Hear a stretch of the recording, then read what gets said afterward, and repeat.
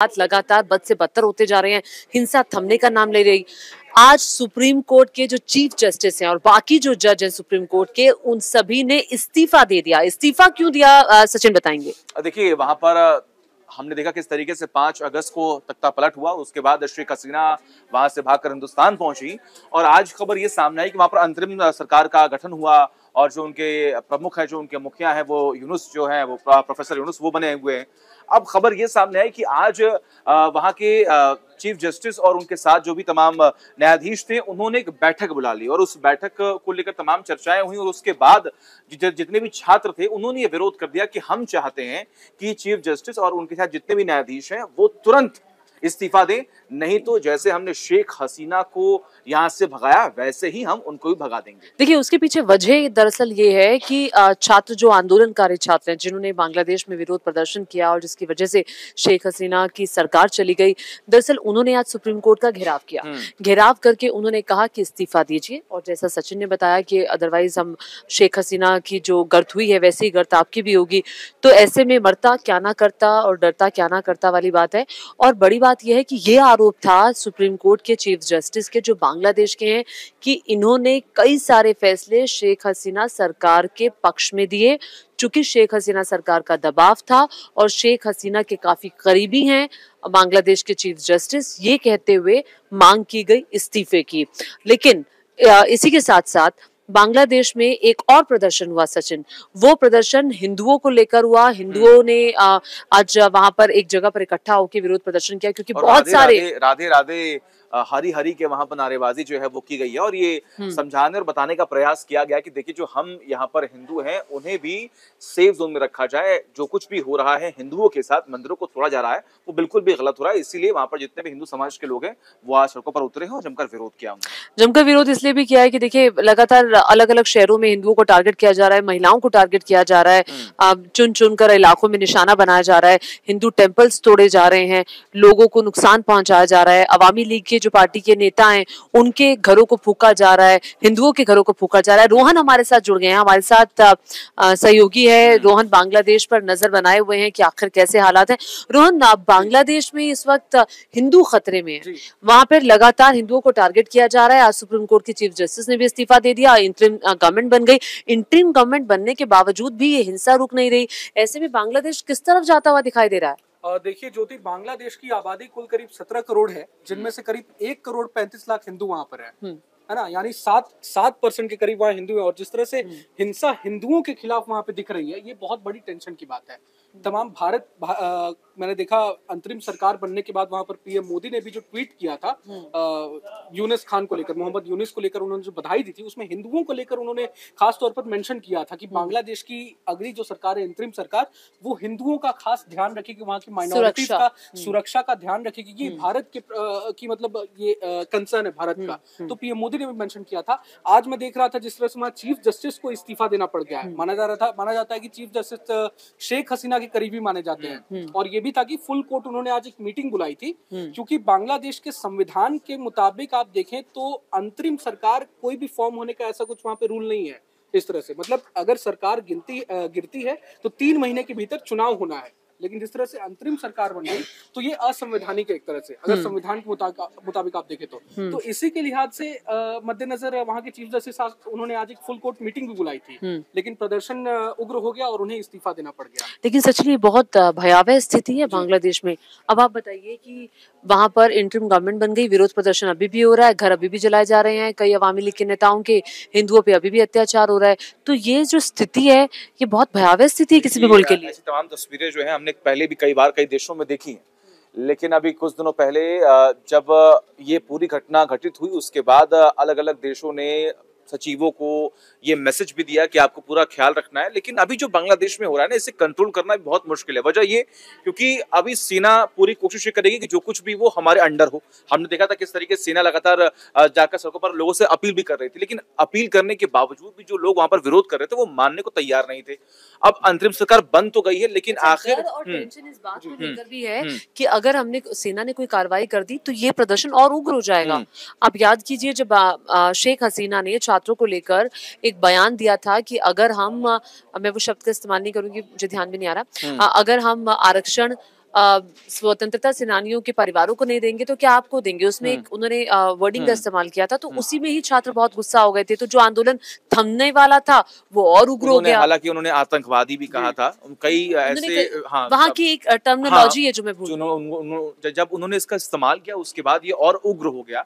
ये भी एक बहुत बड़ी वजह बताई जा रही है कि जब शेख हसीना को समझ आना चाहिए था कि अगर ये आंदोलन खत्म नहीं हो रहा है तो इसे कैसे भी कंट्रोल करें, लेकिन उनके मेरे ख्याल से प्रेस कॉन्फ्रेंस किया था उन्होंने, और प्रेस कॉन्फ्रेंस में ही उन्होंने ऐसा स्टेटमेंट दिया था जिसके बाद ये पूरा माहौल जो है वो खराब हुआ और अंत में रिजल्ट क्या है वो आप सबके सामने है। लेकिन अभी भी सबसे बड़ा सवाल यहाँ पर यही है कि अभी भी वहां के जो छात्र हैं वो उग्र हैं, वो नहीं मानने को तैयार हैं और अंतरिम सरकार में उन्हें ही जगह दे दी गई है। तीन छात्र बताए जा रहे हैं, क्या वही पूरे बांग्लादेश के छात्रों का नेतृत्व कर रहे हैं? अगर वो कर रहे होते तो ये हिंसा थम जाती, क्योंकि वो छात्र हमें इंटरिम गवर्नमेंट बनते हुए भी दिखाई दिए, हमें हर जगह उनको उनकी बात को माना जा रहा है, उनकी बात को सुना जा रहा है और शामिल कर लिया गया, उनको शामिल कर लिया। लेकिन इसके बावजूद भी ये कौन लोग हैं जो फिर इसको भड़का रहे हैं? जो आप देखिए ज्योति, इंटरिम गवर्नमेंट फॉर्म हुआ है उसमें सेना के जो आई थिंक ब्रिगेडियर है उनको होम मिनिस्ट्री उनके अंडर है, और ये जो 2 छात्रों का नाम सामने आया जो प्रदर्शन में शामिल थे उन्हें भी कई बड़ी मिनिस्ट्रीज उनको भी दी गई है। तो ये बहुत बड़ी टेंशन की बात है जिस तरह से एंटी हिंदू नैरेटिव चलाया जा रहा है बांग्लादेश में। और ये ना सिर्फ बांग्लादेश, आप देख लें, कोई सवाल तो ये भी उठ रहे हैं कि अब भारत की स्थिति इजराइल की तरह हो गई है, क्योंकि आप जितने सराउंडिंग कंट्रीज आप देख लें, बांग्लादेश, मालदीव्स, श्रीलंका, नेपाल भी आप देख लें, चीन देख लें, तो सराउंडिंग कंट्रीज जो है सब एंटी हिंदू नैरेटिव सारी जगह चल रही है। ये हिंदू फोबिया की जो बात उठती है, ये आप देख लें, भारत की स्थिति कहीं इजराइल की तरह तो नहीं होने वाली है।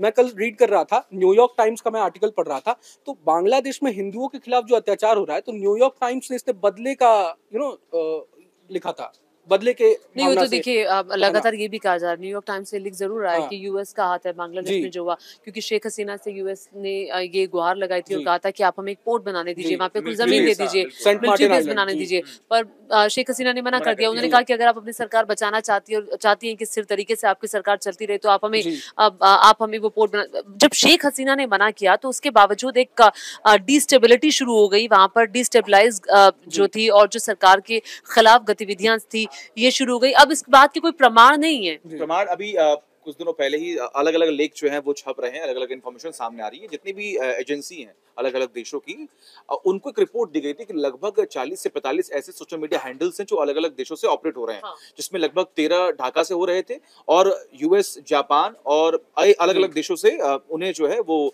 ऑपरेट कर रहे थे, जिसमें ये बार बार उसमें मैसेजेस और कंटेंट ये फ्लो किए जा रहे थे जिसमें कि शेख हसीना को ये बताया जा रहा था कि भैया वो बांग्लादेश के लिए आने वाले वक्त में और भी घातक साबित होंगी और उन्हें सरकार से गिराना बहुत जरूरी है। इसीलिए ये जो नैरेटिव सेट किया गया उसी का ये असर है जो हमने 5 अगस्त को देखा। सचिन, ये नैरेटिव सिर्फ क्या दूसरे देशों में ही चल रहा है, भारत के अंदर नहीं चल रहा है। AIMIM के नेता हैं शोएब जमई, प्रवक्ता हैं, उन्होंने कल लिखा कर्म का फल है हिंदुओं के खिलाफ जो अत्याचार हो रहा है। आपको लगता है सही है? नहीं, बिल्कुल गलत है, ये बिल्कुल गलत है और इसकी कड़े शब्दों में निंदा। विरोध के सुर उठेंगे इस तरह से। कांग्रेस के जो नहीं, मैं तो ये कह दूं कि मैं तो ये कह रही हूँ कि अगर हिंदू के खिलाफ वहाँ कुछ हो रहा है, हमें हमारी गवर्नमेंट ने, हालांकि प्रधानमंत्री नरेंद्र मोदी ने ट्वीट तो किया, लेकिन विपक्षी पार्टी के नेता उतना बोलते हुए दिखाई नहीं दे रहे जो आपको देना चाहिए। अगर ये आपके साथ माइनॉरिटीज के साथ इंडिया में हो रहा होता तो वो चीज उड़ जाती। हालांकि कैबिनेट मंत्री किरेन ने पूछा भी है राहुल गांधी से क्या आखिर आप इस पूरे मसले पर चुप क्यों हैं, हिंदुओं पर जो अपराध बढ़ रहा है उस पर चुप क्यों हैं। लेकिन देखिए ये तमाम ऐसी बातें हैं जो राजनीति का हिस्सा, देखिए तमाम चीजें आप राजनीति का एक हिस्सा हो सकती है, आप उस पर राजनीति भी कर सकते हैं, लेकिन जहां जिस चीज के बारे में बात उठाना जरूरी है वो LOP को भी उठानी चाहिए। लेकिन जाते जाते अब एक और चीज बताइए, अब क्या बांग्लादेश में अब क्या दिखाई दे रहा है आपको? देखिए, बांग्लादेश में अभी फिलहाल कल जिस तरह से मैं शेख हसीना के बेटे का बयान सुन रहा था तो उन्होंने साफ साफ यही कहा है कि शेख हसीना ऐसा नहीं है कि देश छोड़कर चली गई हैं, चुनाव होगा, चुनाव के बाद वापस से हम वहाँ चुनाव लड़ेंगे भी, ये उन्होंने कहा है ये कल उन्होंने कहा है। वो चाह रहे हैं कि चुनाव हो जाए, चुनाव जैसे होगा, उन्होंने चुनाव की मांग की है। बनेगी कुछ समय के बाद मैं और मेरी माँ वापस जाएंगे बांग्लादेश और फिर समझेंगे कि आखिर क्या लूप होल्स रहे। हालांकि वो लगातार अपने स्टेटमेंट भी चेंज कर रहे हैं। उनका पहले का स्टेटमेट था मेरी माँ को कोई लेना देना नहीं है, वो बाहर आ गई हैं, तमाम तरह की बातें। आई थिंक वो वेट एंड वॉच के मूड में है, कहीं ना कहीं से कुछ बैक एंड सपोर्ट भी मिल रहा होगा उन्हें। लेकिन वो स्थिति जरा देखिए, जब एक देश की प्रधानमंत्री को भागना पड़ा है, एक देश की प्रधानमंत्री को भागना पड़ा, इतना विरोध वहां पर हुआ, ये स्थिति श्रीलंका जैसी होती हुई दिखाई दी। बहुत लोगों ने कंपेयर करने की कोशिश की, लेकिन श्रीलंका और यहाँ की स्थिति में बहुत अंतर है। बिल्कुल आप देख ले, मुझे लगता है कि सबसे ज्यादा टेंशन भारत के लिए इस बार अपने बॉर्डर को सुरक्षित रखना वो ज्यादा बहुत जरूरी है। 4,000 जी मेरे ख्याल से लगभग कई लाखों में लोग जो हैं वो बॉर्डर तक पहुंच गए थे, विरोध कर रहे थे और वो ये मांग कर रहे थे कि हमें भारत आने दिया जाए। लाखों की संख्या में वहां पर लोग जुटे हुए संख्या में। हालांकि वहां पर जो भी फोर्सेस थे उन्होंने बहुत समझाया कि अभी ये मुमकिन नहीं है। हालांकि पहले भी मेरे ख्याल से गृह मंत्री और तमाम एस जयशंकर जो कि विदेश मंत्री, उन्होंने भी बैठक की है कि जितनी भी हमारी बॉर्डर्स हैं उन्हें सिक्योर किया जाए। बिल्कुल, बीएसएफ की पैनी नजर बॉर्डर्स पर है और ताकि कोई भी आ ना पाए, क्योंकि पहले से ही एक मुद्दा है कि आप किस किस को आप शरण देंगे और किस किस को आप यहाँ बुलाएंगे। हालांकि जो वहां पर इंडियंस फंसे हुए थे उनके लिए एयर इंडिया के विमान वहां पहुंचे हैं। अभी भी कई इंडियंस ऐसे हैं जो बांग्लादेश में, उसके लिए उससे संबंधित कोई खबर? करीब 19 से 20 हजार इंडियंस वहां पे फंसे हुए हैं। अभी भी सेफ पैसेज तैयार करने के लिए बातचीत चल रही है। होम मिनिस्ट्री का मैं बयान सुन रहा था, उन्होंने कहा है, होम मिनिस्टर ने खुद भी ट्वीट करके कहा है कि हम लगातार प्रयासरत हैं ताकि इंडियंस की सुरक्षित वापसी हो सके। लेकिन बॉर्डर का जिस तरह से आपने मसला उठाया, 4,000 किलोमीटर का बॉर्डर शेयर करता है इंडिया बांग्लादेश के साथ, फेंसिंग नहीं है अभी तक। 3,000 किलोमीटर की ही तभी बहुत बड़ी चुनौती है। करीब 1,000 किलोमीटर तो फेंसिंग ही नहीं है। अब जिस तरह से वहां से लोग अगर भागकर भारत आएंगे तो ये कितनी बड़ी चिंता की विषय होगी। किसको किसको पनाह देगा भारत? पहले भी शरणार्थी को लेकर बहुत मुद्दा बहुत बवाल है बांग्लादेश। हमने देखा है, दिल्ली में भी कई जगहों पर आरोप लगे कि बांग्लादेश, लेकिन पूरे देश में कहीं ना कहीं बांग्लादेश शरणार्थी है, छिपे हुए हैं।